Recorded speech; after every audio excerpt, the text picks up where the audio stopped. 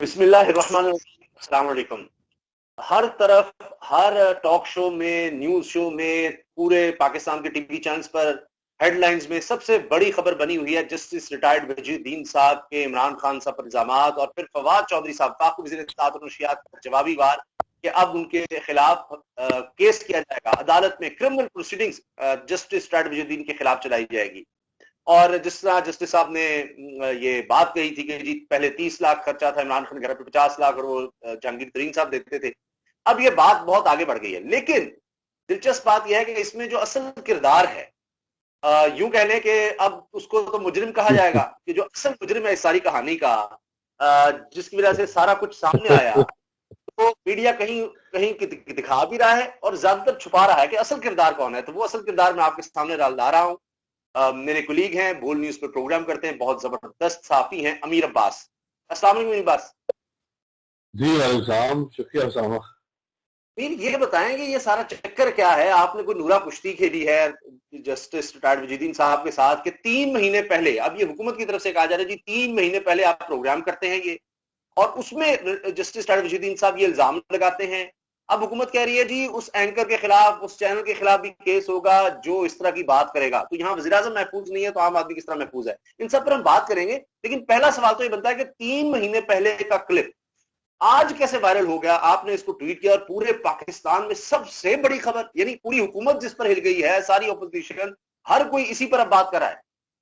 अच्छा, बहुत शुक्रिया उसामा। देखिए, सबसे पहले तो ये कि जस्टिस साहब की और मेरी कोई साजिश नहीं थी।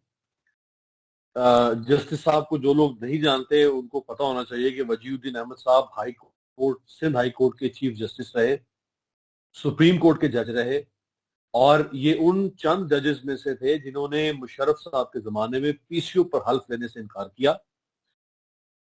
और यानी इन्होंने अपने अपने उसूलों पर कॉम्प्रोमाइज नहीं किया इन्होंने। और इनके वालिद भी बहुत बड़ी शख्सियत थे, और जो लोग जुडिशरी से वाकिफ हैं, खुद आपके वालिद बहुत बड़ा नाम है, तो वो लोग जानते हैं कि वजीउद्दीन अहमद उन चंद जजेस में से एक हैं जिनका किरदार बिल्कुल बेदाग है। एक तो ये कि मेरा और उनका कोई आपस में कोई ऐसा जोड़ नहीं बनता था कि मैं और जस्टिस साहब कुछ साजिश करके और मैंने उनको प्रोग्राम में बुलाया, प्रोग्राम से पहले हमने आपस में कुछ तय किया कि मैं ये सवाल करूंगा तो आप ये जवाब दीजिएगा। ऐसी कोई बात नहीं थी।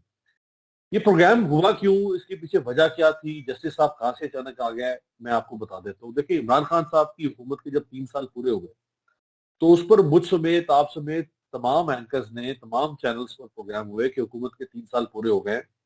उसमें हमने कुछ प्रोग्राम्स में पीटीआई को भी बुलाया, कुछ प्रोग्राम्स में हमने ऑपोजिशन से सवाल किए, कुछ प्रोग्राम्स में हमने पब्लिक के साथ जाकर, यानी लोगों के साथ जाकर प्रोग्राम किया, लोगों से पूछा कि भाई कैसी हुकूमत जा रही है। इसी तरह से एक प्रोग्राम मैंने किया जिसमें मैंने इमरान खान साहब के साबिक साथियों को बुलाया, वो लोग जो इमरान खान के हम कदम थे, इमरान खान के हम सफर थे, जिसमें जस्टिस वजीउद्दीन अहमद साहब है। इसी प्रोग्राम में मोहसिन बेग साहब भी नजर आ रहे हैं।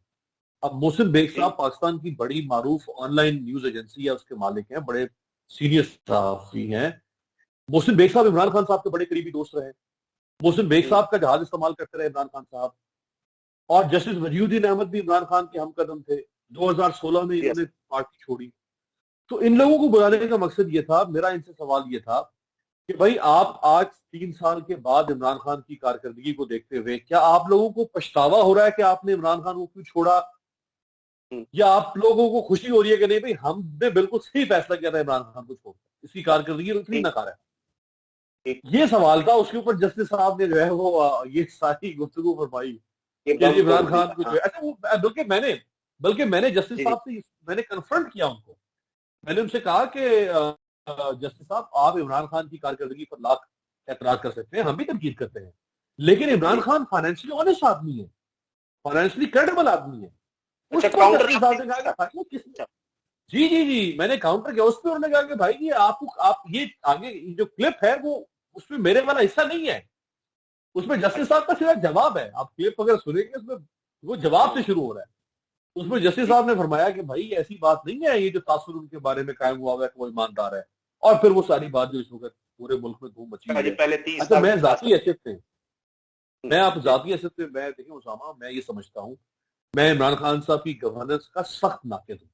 उनकी पॉलिसीज पर भी तनकीद करता हूं, लेकिन मैं ये समझता हूं कि इमरान खान हमारे जो दौरे हाजिर के सियासतदान हैं, जो उनके कद के हैं, उनसे जो नीचे हैं वो तो फिर एक निचली टियर है, जो उनके कद के हैं, उनमें से कोई भी इमरान खान जितना फाइनेंशियली ऑनेस्ट आदमी नहीं।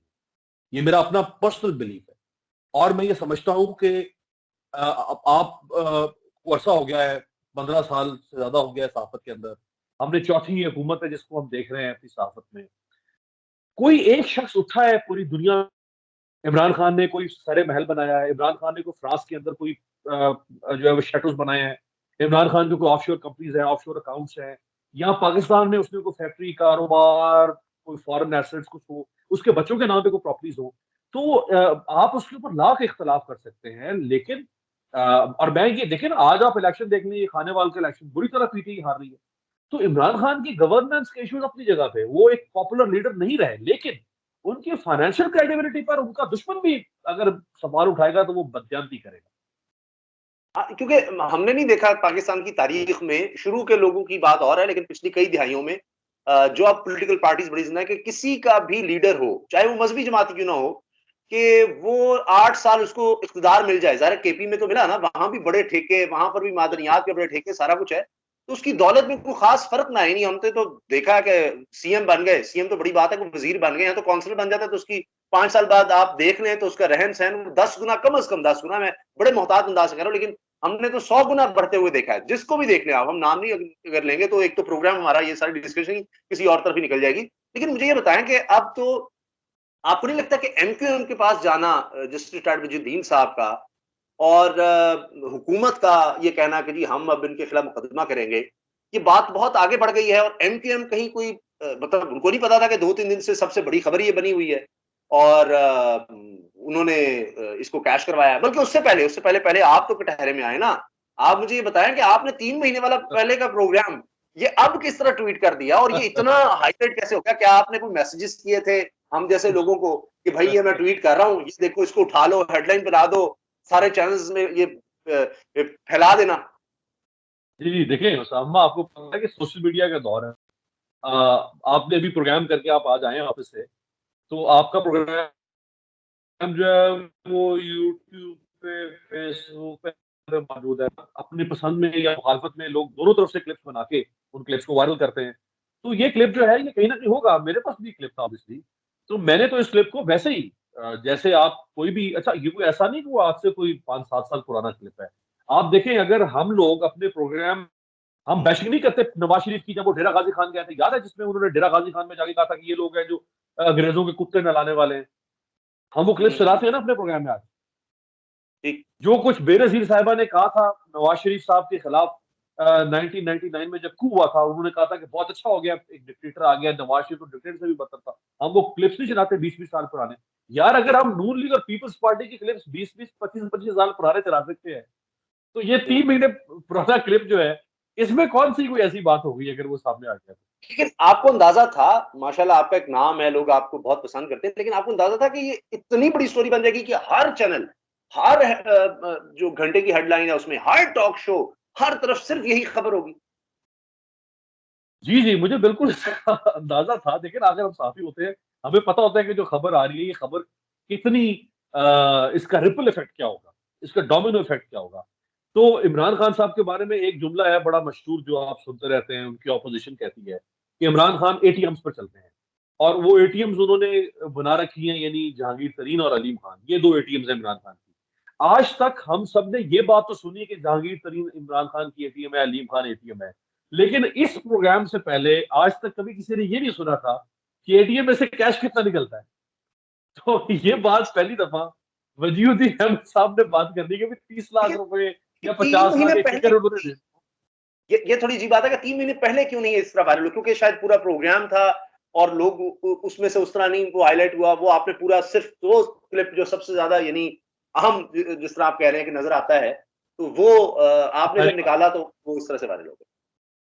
देखिए ना, अब सहाफी का काम जो सुर्खी बनाना है, हेडलाइन निकालना, ये तो सहाफी का मतलब यही यही पे तो आपकी सहाफत की का कमाल नजर आता है ना, कि आप बड़ी आपने तो इतनी बड़ी खबर में से हेडलाइन क्या हर निकालेंगे। सुर्खी चल रही है। लेकिन मुझे बताएं कि अब तो हुकूमत कह रही है, हम केस के पहले एमक्यूएम की बात कर लेते हैं कि आपको लगता है एमक्यूएम भी कोई इसको कैश करवाना चाह रही है? उनको भी पता था अब ये कुछ खबर सबसे बड़ी पिछले कई 1-2 दिन से तो कम से कम यही बनी हुई है।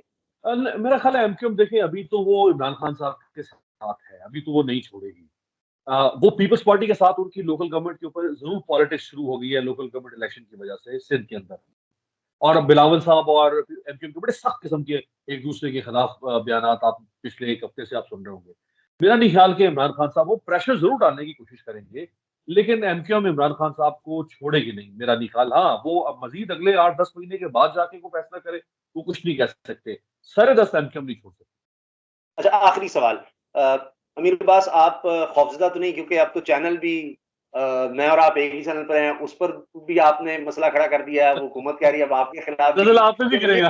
क्या कोई बात कह रहा है तो आप क्या उसको लाइव क्या प्रोग्राम बंद कर देंगे?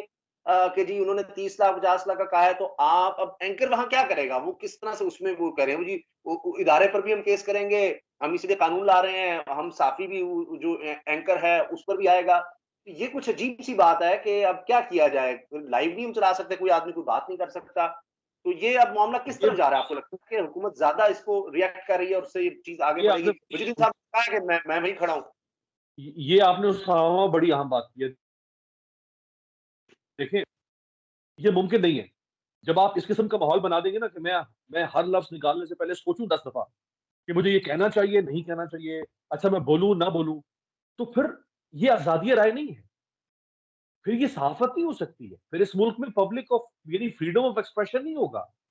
फ्रीडम ऑफ जी, एक्सप्रेशन जो है उसके ऊपर रिस्पॉन्सिबिलिटी ज़रूर आयद होती है। लेकिन ठीक है। आपका आइन इंश्योर कर बात का इज़हार खुलकर कर सके जैसे वो करना चाहता है। तो ये तो मैं सहम जाऊँगा, बतौर साफ़ी, मैं तो डर जाऊँगा कि मैं तो बात ही ना करूँ, मैं सवाल ही ना करूँ। ये तो नहीं हो सकता ना। हुँ, हाँ, जो बात आपने अगर किसी को पकड़ना है तो आप 100 बिस्मिल्लाह पकड़ें। आप उसको पकड़ें जो गलत बात कर रहा है। अगर मैंने बतौर एंकर उस प्रोग्राम में ये कहा होता, अगर ये फ़र्ज़ करें मेरा सवाल होता, जस्टिस साहब से, आप यूँ कर लें इसको, चेंज कर दें आप।